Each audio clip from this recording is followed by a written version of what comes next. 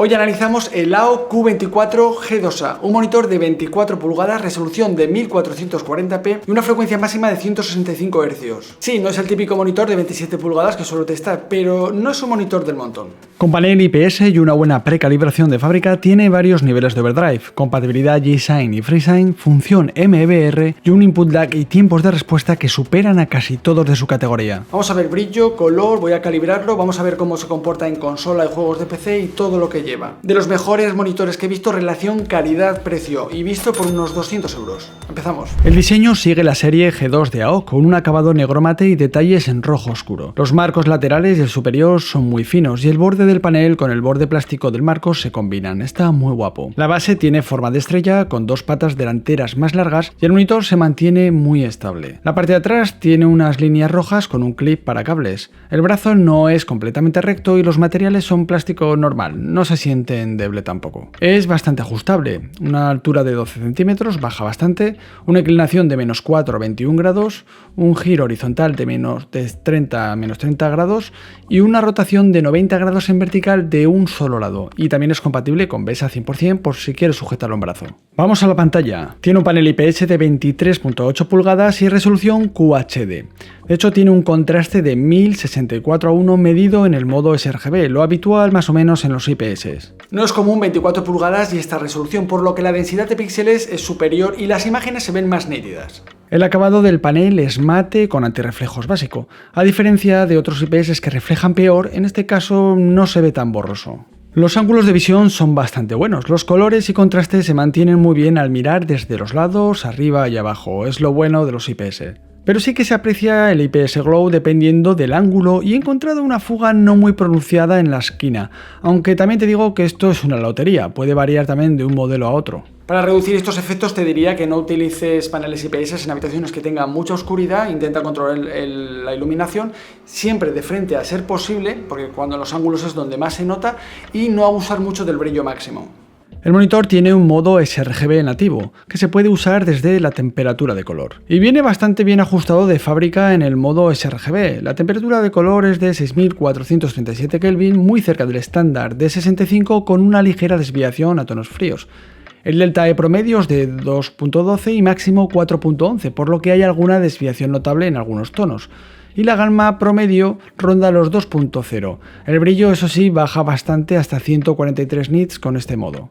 De hecho, puedes ajustar la gamma desde el monitor, tienes tres opciones. La gamma 1 es más o menos de 1.8, la gamma 2 es más equilibrada llegando a 2.0, 2.1 y la gamma 3 sería el 2.2 a 2.3. Al medirlo con el modo usuario, con el gamma 2 se puede ver que el gamma y la precisión de color no están nada ajustados. Por curiosidad he medido el modo usuario de fábrica a pelo con el gamma 3 y como puedes ver todos los valores están más desajustados que el GPS del Titanic.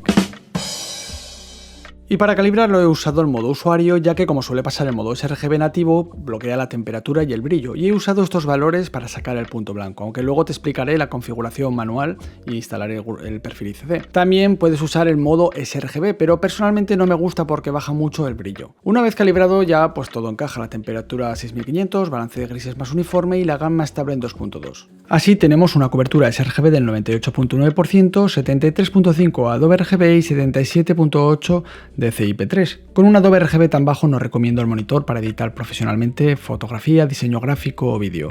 Tareas casuales sin problema. Además, al tener un 110% de volumen de gama sRGB hay sobresaturación, pero en programas y juegos quizás no se noten tanto esos colores que son más intensos. En cuanto al brillo máximo en pantalla completa es de casi 400 nits, no está mal. En el modo sRGB ya calibrado no es tan bajo como de fábrica y el brillo mínimo es suficiente. Además el monitor tiene 20 niveles de Reduction Motion Blur, el equivalente al LMB de Asus para reducir el ghosting. Y como ves, al subir el nivel de brillo cae progresivamente. En nivel 20 no lo vas a poder usar en una habitación con luz. Y comparando con otros monitores que son parecidos, se sitúa más o menos en un rango intermedio normal en cuanto a brillo máximo de ventana 100%. El brillo máximo supuestamente HDR es de 398 nits, prácticamente como el SDR, y digo supuestamente por ese modo que pone HDR de imagen, de películas y juego que se puede ver en el menú. Mi sorpresa ha sido cuando podía cambiar este HDR desde el menú sin haber tocado antes la configuración de Windows, que se suele tocar manualmente, o cuando ponía un juego en la PlayStation 5 que obviamente no soporta HDR. Este modo lo que hace es una especie de filtro o capa que modifica el color y el contraste, pero básicamente no sirve para nada. Te recomiendo que lo tengas desactivado y ya te digo, no es HDR real, ni de coña. En cuanto a la uniformidad del brillo, hay ligeras caídas en la parte superior y laterales mínimas. Tampoco se nota tanto, la verdad. Y en la esquina inferior derecha sí que he detectado en este modelo concretamente un poco más de caída de lo normal. Desde el menú tenemos varios perfiles de imagen preconfigurados, el modo FPS, RTS, Racing y varios perfiles. Y ojo que el modo FPS, RTS y Racing bloquean brillo y color. Supuestamente es mejor usar el modo Gamer, aunque verás que luego es mejor desactivarlo. Jugando en PC con 165 Hz y 1440p en una pantalla de 24 pulgadas, los juegos se ven de maravilla y se sienten muy fluidos. Quizás peca de contraste, como cualquier IPS, vaya, pero en lo general las imágenes creo que están muy nítidas y se ven muy bien. En la PlayStation 5, como decía antes, no detecta HDR, la señal es SDR normal. Incluso usando los modos HDR del menú tampoco he visto mejoría. Ahora bien, no quiere decir que se vean mal. Obviamente no saca los negros que debería, por supuesto. Y ojo al subir mucho el MBR, que el brillo cae una barbaridad, como has visto antes. Y aunque en la Play acepta 1440p a 120 Hz, no soporta VRR en HDMI. El monitor tiene varios niveles de overdrive que puedes tocar desde el menú. Puedes desactivarlo, el modo débil, el medio, el fuerte y el burst. Como ves, sin overdrive activo el tiempo de respuesta me da casi 10 milisegundos. Ya en débil el tiempo pues se reduce hasta 8.23. Este modo te lo recomiendo si juegas por ejemplo debajo de 100 Hz. Y luego en configuración media oscila entre 3,3 y 5.8. Te diría que es el modo óptimo si juegas a 165 Hz porque no tiene overshot notable y el ghosting es mínimo. Y como suele pasar en este modo, ya en el strong, en el fuerte, el tiempo baja pues todavía más. Haciendo varios testing me ha dado 2,6 más o menos a 3,8. Pero el overshot, como puedes ver, ya se nota bastante más. Y comparándolo con otros monitores parecidos, pues parece ser que es el que mejor tiempo de respuesta tiene sin ninguna duda. En cuanto a tecnologías VRR, el AOC es compatible con AMD FreeSign Premium y G-Sign. Aunque depende de la conexión por DisplayPort con ambas y por HDMI con FreeSign. No hay flickering en aparente con el overdrive en medio, en fuerte ya se ve más. Y al activar cualquier nivel del MBR, el VRR se desactiva automáticamente. Además, como hemos visto antes, el brillo se reduce bastante. Y de todos los niveles de overdrive, para tener un buen equilibrio yo creo de una imagen clara, sin overshot muy visible, creo que el nivel medio, como puedes ver, es el más recomendable, el nivel de overdrive. Y el último modo de overdrive, que es el burst, que sería lo mismo que usar el MBR a nivel máximo, pues como ves ya mejora la nitidez de la imagen, pero también reduce el brillo. Además, no puede usarse con G-Sign ni FreeSign. Con una pantalla de 24 pulgadas 1440p, la densidad de píxeles aumenta. Pasamos de unos 108 ppi que nos daría un monitor de 27 pulgadas a 123 ppi. El píxel tiene una distribución RGB, por lo que las letras se ven muy bien, incluso no hace falta activar si no quieres ClearType de Windows. Además, con el panel mate las letras se ven más definidas y más claras. Para navegación y ofimática va de lujo. Hay una opción interesante en el menú, que puedes activar la reducción de input lag. Y esto, pues cuando está activo, el rendimiento es brutal. Aquí es donde se nota la diferencia para los juegos FPS, llegando a 0.5 milisegundos. El tiempo de respuesta del ratón es que es instantáneo.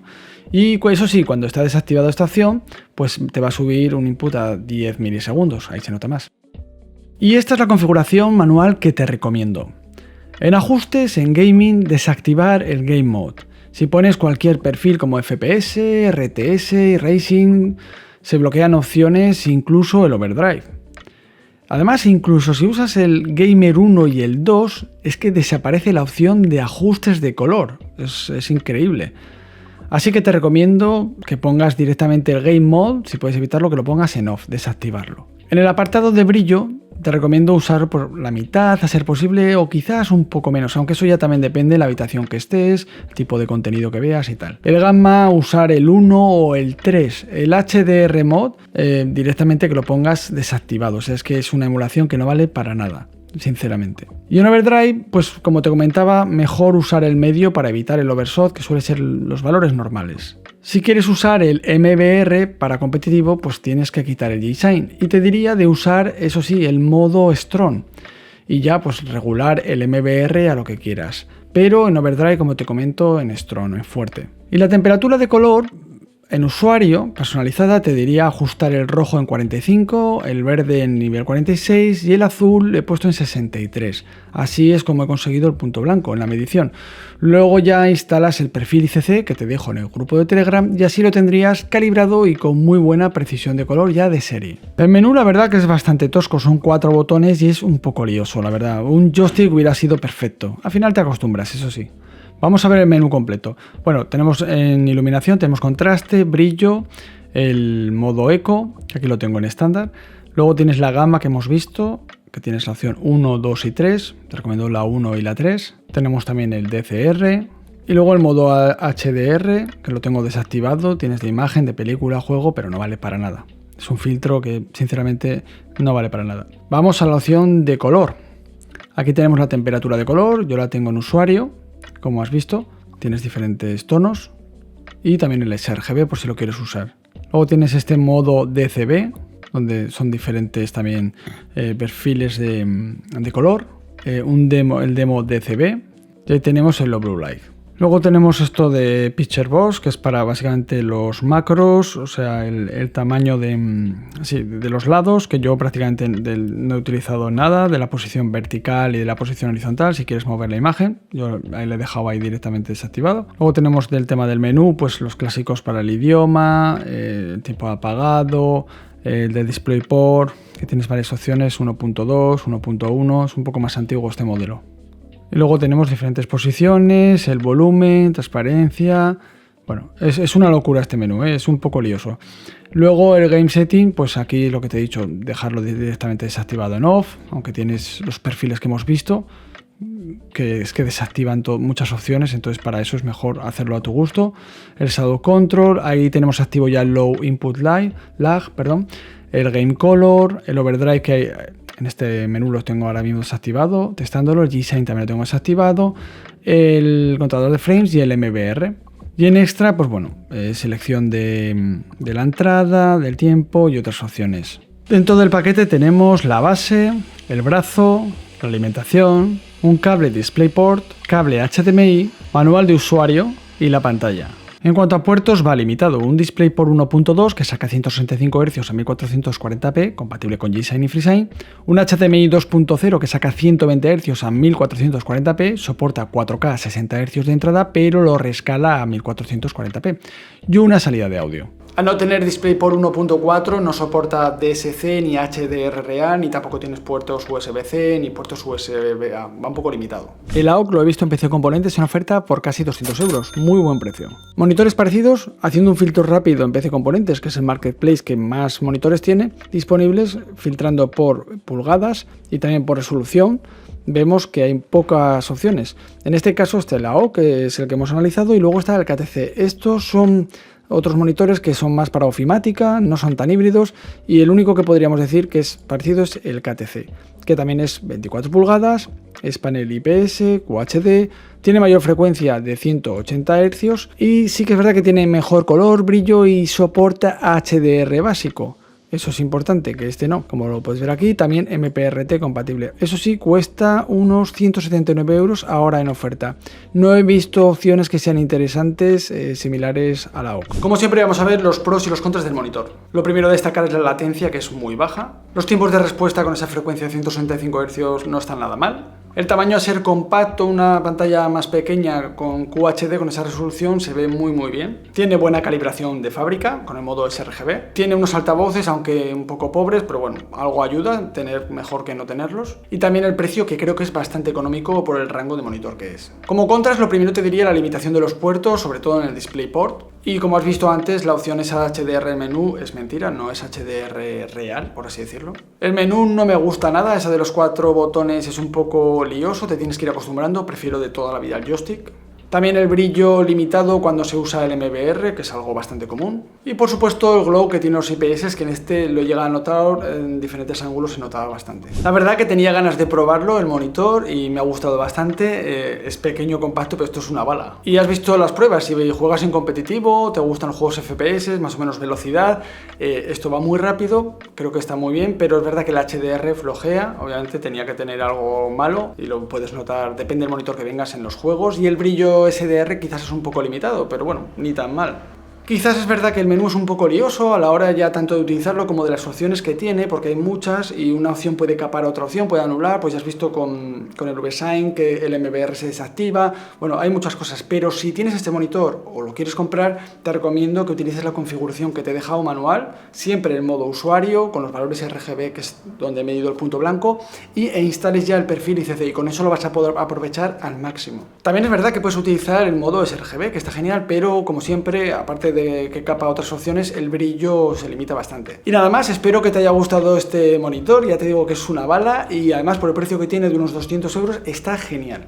Así que lo recomiendo totalmente. Te invito a que te suscribas al canal y que entres en el grupo de Telegram donde voy subiendo los perfiles ICC de este monitor y otros que voy calibrando y sobre todo ofertas de periféricos que voy encontrando en el mercado. Y si tienes un modelo este o otro parecido del mismo rango, categoría de tanto de precio como de características, me gustaría saber el modelo y un poco tu experiencia que has tenido. Simplemente para poder tener nuevas opciones, con el feedback de vosotros yo voy viendo nuevos modelos que se me pueden pasar y así pues puedo testarlo y enseñar más opciones a la comunidad. Como siempre, muchísimas gracias de verdad por estar ahí, un abrazo y hasta la próxima.